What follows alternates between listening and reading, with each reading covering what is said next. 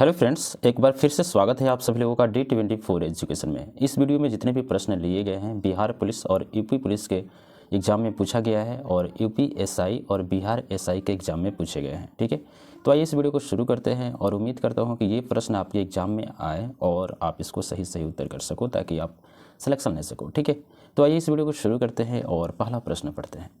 पहले प्रश्न में पूछ रहा है कि भारत में राष्ट्रीय बालिका दिवस किस तारीख को मनाया जाता है। तो सही जवाब हो जाएगा विकल्प ए, 24 जनवरी के दिन भारत में राष्ट्रीय बालिका दिवस मनाया जाता है। और ये हम बात करते हैं 2008 में इसकी शुरुआत हुई थी और आपको महिला और एवं बाल विकास मंत्रालय द्वारा 2008 में इसकी शुरुआत हुई थी। ठीक है, इसका उद्देश्य क्या है? तो उद्देश्य है कि लैंगिक असमानता, शिक्षा सीमाओं, स्कूल छोड़ने, बालिकाओं के स्वास्थ्य की देखभाल, बाल विवाह आदि समस्याओं को दूर करना इसका जो उद्देश्य है। तो चलिए दूसरा प्रश्न पढ़ते हैं। यहाँ पे दूसरे प्रश्न में बात कर रहा है कि हिंदी भाषा की सबसे लोकप्रिय रचनाओं में से एक मधुशाला के रचयिता कौन है। तो यहाँ पे मधुशाला एक रचना है और पूछ रहा है कि इनका रचयिता कौन है। तो रचयिता है हरिवंश राय बच्चन जी हैं। विकल्प डी सही जवाब हो जाएगा। और बात करते हैं कि इनकी और भी रचनाएं हैं जैसे मधु कलश, निशा निमंत्रण, शुद्ध की माला, मिलन यामिनी और आदि।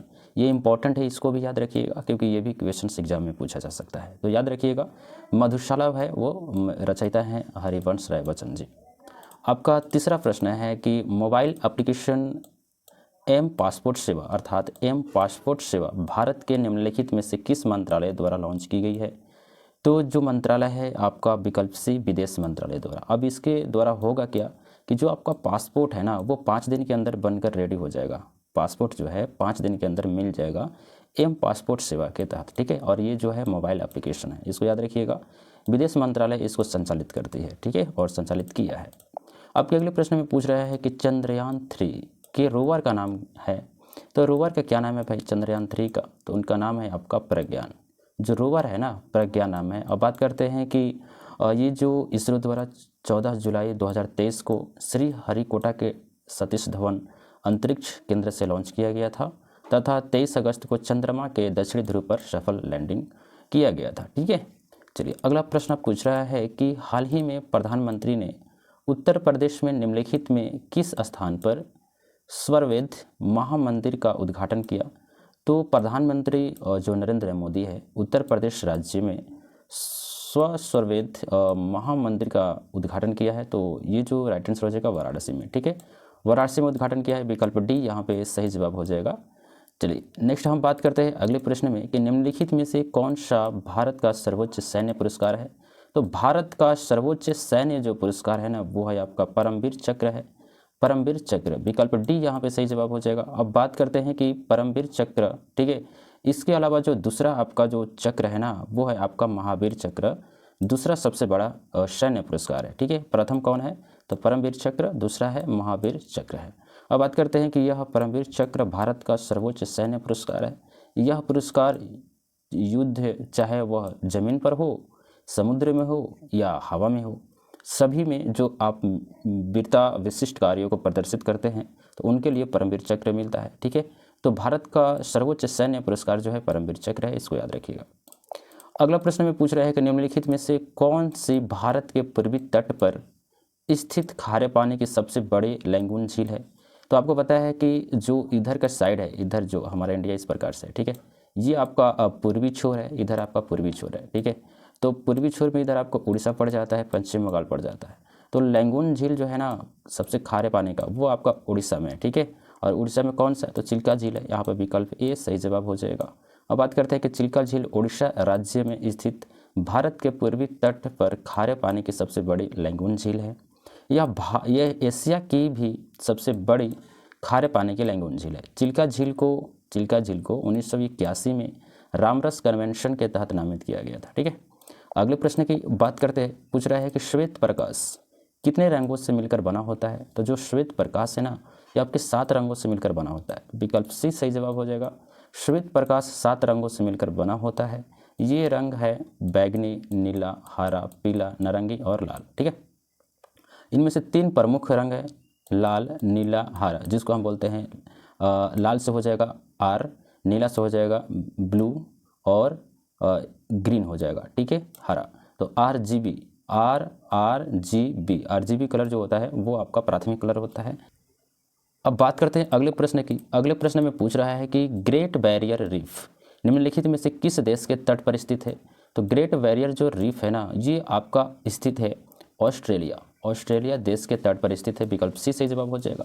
अब बात करते हैं कि ये इतना बड़ा है कि ये अंतरिक्ष से दिखाई देता है, ग्रेट बैरियर रीफ। देखिए, बात करते हैं कि the great barrier reef Australia के पूर्वी तट पर उत्तर से दक्षिण को विस्तृत समानांतर मूंगे की दीवार है। इसे पानी का बगीचा भी कहा जाता है। ग्रेट बैरियर रीफ की लंबाई लगभग 1400 मील तक है। इसे बाह्य अंतरिक्ष से देखा जा सकता है और यह जीवों द्वारा बनाई गई विश्व की सबसे बड़ी संरचना है। जीवों द्वारा मतलब मानव द्वारा यह बनाया गया है द ग्रेट बैरियर रीफ, और ये कहाँ है तो ऑस्ट्रेलिया में, ठीक है, ऑस्ट्रेलिया के देश के जो तट है उस पर है। आपका अगला प्रश्न है जो इम्पोर्टेंट है, इसको भी टिक कीजिएगा। देखिए, ऐसा प्रश्न एग्जाम में पूछता है और ये पूछ रहा है कि अंगूर की खेती, उपज और कटाई को निम्नलिखित में से किस नाम से जाना जाता है। सही जवाब हो जाएगा विकल्प सी, विटीकल्चर के नाम से जाना जाता है। अब बात करते हैं और भी कुछ इंपॉर्टेंट तथ्य हैं, जैसे रेशम के कीटों की खेती सेरीकल्चर कहा जाता है, ठीक है। फूलों की जो खेती होती है उसको फ्लोरिकल्चर कहा जाता है, ठीक है। अब बात करते हैं यहाँ पे रेशम की जो उत्पादन है वो पहली बार चीन में हुई थी, चीन देश में शुरुआत हुई थी रेशम बनाने की, ठीक है। अगले प्रश्न में पूछ रहा है कि निम्नलिखित में से किसके द्वारा निर्मित समुद्र के एक संकीर्ण चैनल द्वारा श्रीलंका भारत से अलग होता है। देखो, इस प्रकार से ये हमारा इंडिया का मैप हुआ नीचे वाला हिस्सा, और यहाँ पे देखेंगे तो श्रीलंका है जो इस तरह से छोटा सा जो रास्ता है दिखाई देता है ऊपर से, ठीक है, मैप में। तो ये जो है एरिया ये किससे मिलकर बना हुआ है, तो ये बना है आपका पाक जलमड्रू मध्य और मन्नार की खाड़ी से, ठीक है, जिसको बोलते हैं पाक straight and the golf of Mannar, ठीक है। यहाँ पे विकल्प बी सही जवाब यहाँ पे हो जाएगा। अब अगले प्रश्न में पूछ रहा है कि सोनपुर पशु मेला, देखिए इंपॉर्टेंट क्वेश्चन से हर बार पूछता है, हर बार एग्जाम में देखा जाता है, ठीक है। ये पूछ रहा है कि सोनपुर पशु मेला हर साल भारत के निम्नलिखित में से किस राज्य में आयोजित होने वाला एक सांस्कृतिक कार्यक्रम है। तो सही जवाब इसमें से हो जाएगा बिहार में। ये बिहार में सोनपुर मेला पशुओं के लिए मनाया जाता है, ठीक है। यहाँ पे पशु बहुत संख्या में आते हैं, खरीद बिक्री होता है पशुओं का, ठीक है। अब बात करते हैं कि सोनपुर पशु मेला बिहार राज्य के सोनपुर में नवंबर और दिसंबर के महीनों में कार्तिक पूर्णिमा पर आयोजित किया जाता है। अब इसको भी याद रखिएगा, ये भी क्वेश्चन पूछ सकता है कि सोनपुर मेला किस महीने में लगता है, तो नवंबर और दिसंबर के कार्तिक पूर्णिमा पर आयोजित किया जाता है, ठीक है। अब बात करते हैं कि यह मेला गंडक और गंगा नदी के संगम पर आयोजित किया जाता है। यह एशिया का सबसे बड़ा पशु मेला है, ठीक है। चलिए अब बात करते हैं अगले प्रश्न की। तो अगला प्रश्न में पूछ रहा है कि निम्नलिखित में से किस राज्य के कुछ हिस्सों में 400 साल पहले नहर सिंचाई की एक स्थानीय प्रणाली विकसित हुई थी जिसे कुल्ह कहा जाता है। तो इसमें से सही जवाब हो जाएगा विकल्प सी, हिमाचल प्रदेश में, ठीक है। हिमाचल प्रदेश में नहर सिंचाई की स्थानीय प्रणाली शुरू की गई थी जिसे कुल्ह कहा जाता है। इसको याद रखिएगा, इंपॉर्टेंट है, और ये जो शुरू हुई थी हिमाचल प्रदेश में। अब बात करते हैं कि कुल्ह हिमाचल प्रदेश में पाई जाने वाली छोटी स्थानीय नहरें हैं, वे मुख्य रूप से पहाड़ी क्षेत्रों में पाए जाते हैं। ओके, पहाड़ी क्षेत्र होने के कारण हिमाचल प्रदेश में ट्यूबवेल बोरवेल का निर्माण संभव नहीं था, इसलिए कुल्ह प्रयोग में आया, ठीक है। अब देखिए, छोटे छोटे नहर होते हैं जिनको कुल्ह बोलते हैं, ठीक है। आपके अगले प्रश्न में पूछ रहा है कि भारत में जनगणना संगठन के लिए सर्वोच्च पद कौन सा है। तो भारत में जो जनगणना होती है उसके लिए सर्वोच्च पद कौन सा है, तो सर्वोच्च पद यहाँ पे होता है महारजिस्ट्रार और जनगणना आयुक्त, ठीक है। यहाँ पे महारजिस्ट्रार और जनगणना आयुक्त होगा, विकल्प बी सही जवाब हो जाएगा, ठीक है। अब बात करते हैं कि यहाँ पे देखो, इसको इंग्लिश में बोलते हैं registrar general and census commissioner India, okay. अगले प्रश्न में पूछ रहे हैं कि कुमार संभवम निम्नलिखित में से किस लेखक की साहित्यिक कृति है। तो यहाँ पे बात करते हैं विकल्प सी, महाकवि कालिदास का। ये जो है जो महादास कालिदास जी ने लिखा है कुमार संभवम कृति, ठीक है। अब बात करते हैं कि इनके और भी कुछ है टर्म एंड कंडीशन, जैसे कि आपके अभिज्ञान शकुंतलम रघुवंशम मेघदूतम आदि, ये सब भी इनकी कृति है महाकवि कालिदास जी का। अब बात करते हैं कि और भी कुछ है, कल्हड़ ने राजतरंगिणी नामक महान महाकाव्य की रचना की थी। तो ये भी आपको इंपॉर्टेंट क्वेश्चंस बनता है। तो राजतरंगिणी जो है इनकी रचना कौन किए थे, तो कल्हड़ ने। फिर यहाँ पे महादेवी वर्मा ने यमा की रचना की थी, जिसके लिए उन्हें 1982 में क्या हुआ, ज्ञानपीठ पुरस्कार मिला था। ठीक है, अब बात करते हैं अगले प्रश्न की। अगले प्रश्न में पूछ रहा है कि नेशनल एल्युमिनियम कंपनी लिमिटेड अर्थात नाल्को अर्थात NALCO का पंजीकृत कार्यालय निम्नलिखित में से किस स्थान पर है। तो ये क्वेश्चंस इंपॉर्टेंट है। ऐसे मुख्यालय का जो संस्थान होते हैं, मुख्यालय पूछा जाता है, कार्यालय पूछा जाता है कहाँ पर है। तो जो नाल्को का जो मुख्यालय है मेन आपका भुवनेश्वर में, और भुवनेश्वर आपको पता है उड़ीसा की राजधानी है। ठीक है, तो उड़ीसा की राजधानी है भुवनेश्वर। अब बात करते हैं कि इसकी जो स्थापना हुई थी और पंजीकृत हुआ था 1981 में हुआ था। ठीक है, और नाल्को प्लांट की स्थापना कनाडा की मदद से स्थापित किया गया था। ये जो कनाडा देश है इसने मदद की थी नाल्को की स्थापना में। अब बात करते हैं अगले प्रश्न की। अगले प्रश्न में पूछ रहा है कि विश्व स्वास्थ्य संगठन WHO का मुख्यालय निम्नलिखित में से किस स्थान पर स्थित है। तो WHO का मुख्यालय जो है इसमें आपको एक ही पॉइंट देखना है, जिनेवा। ठीक है, जिनेवा में है यहाँ पे, और जिनेवा कहाँ है, तो स्विट्जरलैंड में। ठीक है, विकल्प बी सही जवाब हो जाएगा। अब इसका स्थापना कब हुई थी भाई, तो 7 अप्रैल 1948 को की गई थी। इसका मुख्यालय स्विट्जरलैंड के जिनेवा शहर में स्थित है। इस संगठन में 194 सदस्य देश शामिल है। इसके वर्तमान अध्यक्ष इथोपिया के डॉक्टर टेड्रोस है। ठीक है, यहाँ पे इसको भी याद रखिएगा, लेकिन ये तो बदलते रहेंगे। ठीक है, लेकिन इसकी स्थापना पूछा जा सकता है 1948 में, वो भी दिन 7 अप्रैल के दिन। अब बात करते हैं अगले प्रश्न की।